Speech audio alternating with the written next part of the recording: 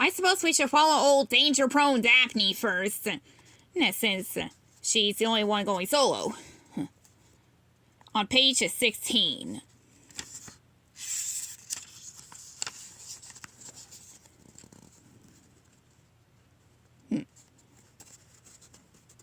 The members of Mystery Inc. head off in different directions to look for a phone. Shaggy and Scooby gallop away in search of the kitchen. Fred and Velma pair up and leave Daphne standing by herself.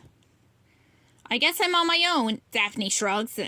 Daphne begins to walk down a long hallway. The walls are packed with family portraits. Some of the paintings look very old.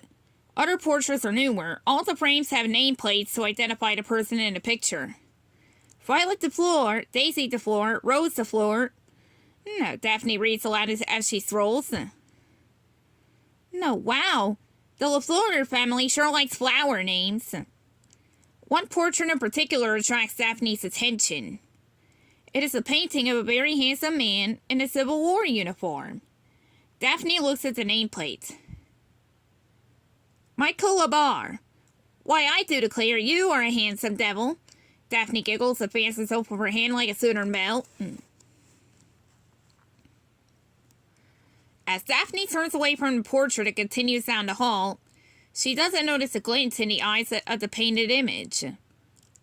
Hello? Is anybody in here? Daphne asks as she knocks on one of the doors lining the hallway. She opens the door and peeks inside. There is no phone, but the room is the perfect picture of Civil War decor. Daphne goes farther down the hall and opens another door. The room on the other side is decorated with Art Deco furniture from the 1920s, but still there is no sign of a telephone. Maybe in the next room it will be more modern and have a landline I can use to call a tow truck. Daphne hopes as she reaches out to turn the doorknob on the third door. Suddenly Daphne hears a strange sound. She isn't sure if it's coming from down the hall or inside the room. She isn't sure what the sound is at all. No, okay, no, let's follow some of the other gang members for a little bit. I suppose next we can follow Fred and Velma.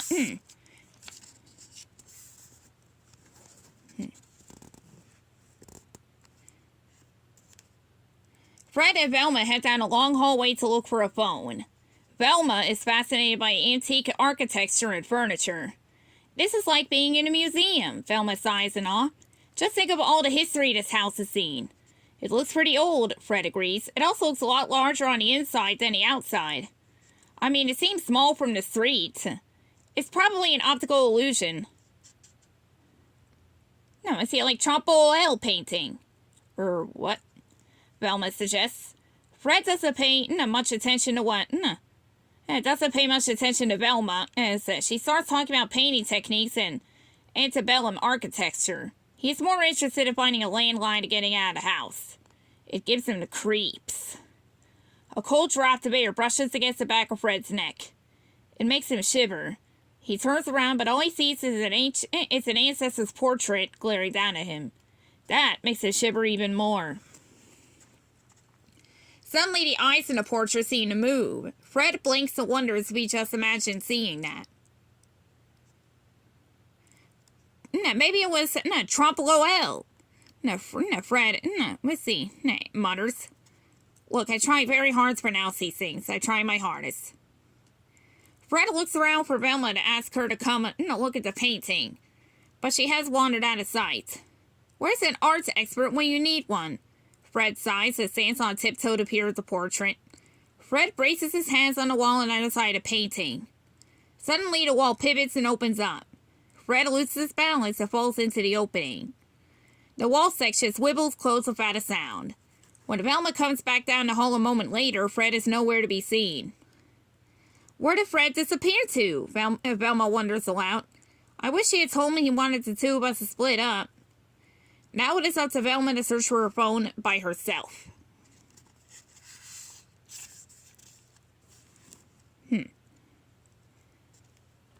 Now, let's follow Shaggy and Scooby-Doo next.